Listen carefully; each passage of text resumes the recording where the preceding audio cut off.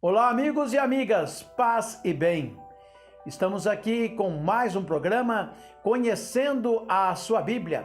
A parceria é com a TV Jornal da Cidade e o nosso irmão Frei José Neilo, da cidade de Pouso Alegre.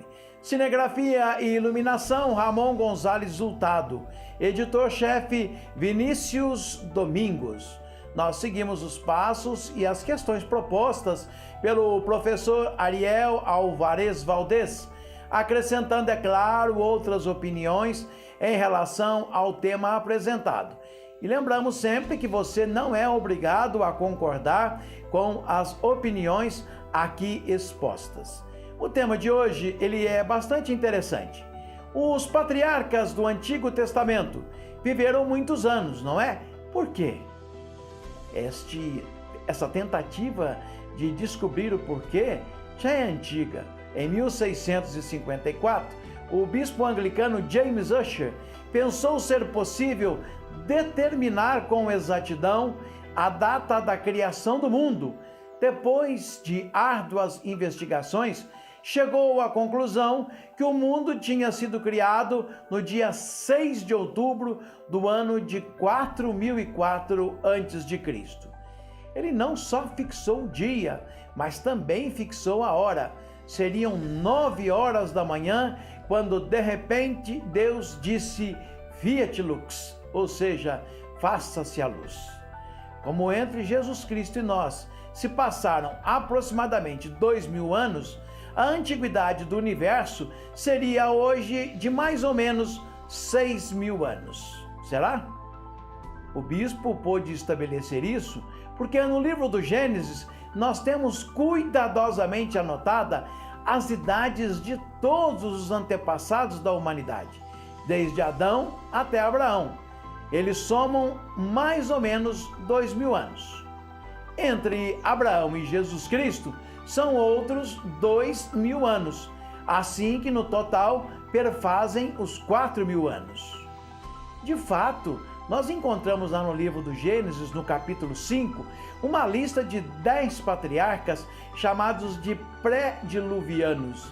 E em Gênesis 11, encontramos outro elenco de 10 patriarcas chamados de pós-diluvianos.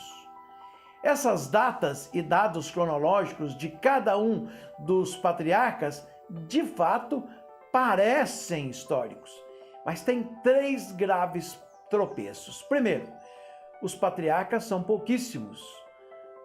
Viveram muitos anos e as suas idades vão diminuindo progressivamente em terceiro lugar. Vamos tentar resolver e explicar cada um desses detalhes. Em relação ao primeiro problema, os estudos sobre a pré-história confirmam que a antiguidade do homem na Terra ela é muito maior que os 6.000 anos propostos pela Bíblia. O homem sápios, antepassado do qual procede o homem moderno, remonta aos 500.000 anos. Muita diferença, né? Como então colocar entre Adão e Jesus Cristo somente 4.000 anos de diferença?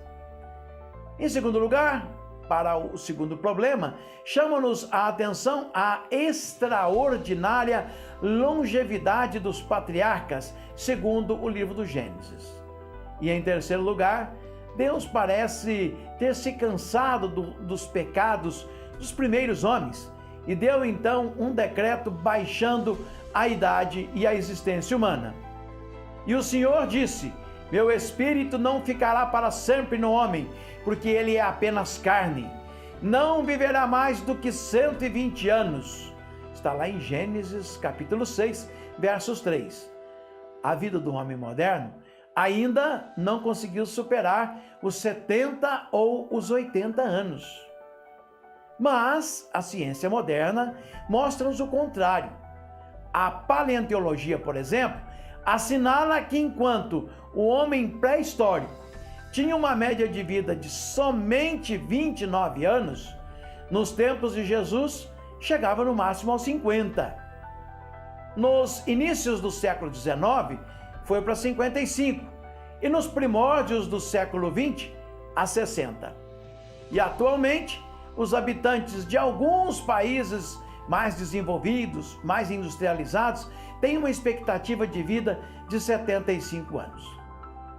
Então, como explicar a contradição bíblica com a ciência? Para resolver a primeira dificuldade, isto é, a pouca distância que a Bíblia coloca entre o primeiro homem e Abraão, nós temos que levar em conta o diferente significado da genealogia civil e a genealogia bíblica. Para a Bíblia, uma lista genealógica ele é um documento de caráter jurídico que serve para legitimar determinados direitos. Daí que na lista da humanidade, as palavras que aparecem, pai gerou filho, filho de fulano, designam não tanto a ideia de procriação imediata, mas a transmissão de um direito. Por isso, não importa que sejam incompletas, não era esse o objetivo da genealogia bíblica. O autor bíblico precisava preencher o espaço imenso que havia entre Adão, o primeiro homem, e Abraão, o primeiro personagem do livro do Gênesis.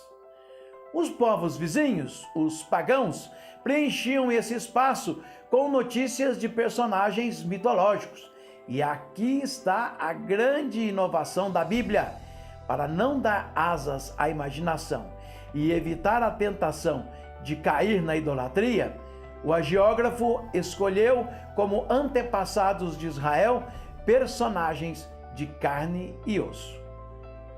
Em relação à segunda dificuldade, ou seja, a longa vida aos patriarcas, o autor sagrado estava consciente de que entre as origens da humanidade e Abraão tinha se transcorrido um tempo imenso, mas escolhe para preenchê-lo 10 nomes, somente 10, um número redondo. Por quê? Porque isso era muito empregado na antiguidade, por razões de se guardar aqui na cabeça. Era mais fácil. Por quê? Eram os 10 dedos das mãos. Então era mais fácil de se lembrar. Os dados recolhidos no relato bíblico não pretendem depois ter um sentido estritamente histórico e muito menos cronológico. Não havia essa preocupação. Queriam, no entanto, ensinar uma verdade religiosa muito importante: a promessa de um Redentor feita em Gênesis 3:15, somente a Adão, e depois chega até Abraão por uma cadeia ininterrupta de herdeiros. Há, pois, unidade e continuidade na história da salvação. Mais uma vez, o texto bíblico trabalhou com o valor simbólico dos números, como era costume no Antigo Oriente. Mas, finalmente, nos resta analisar o terceiro problema: a diminuição progressiva das idades.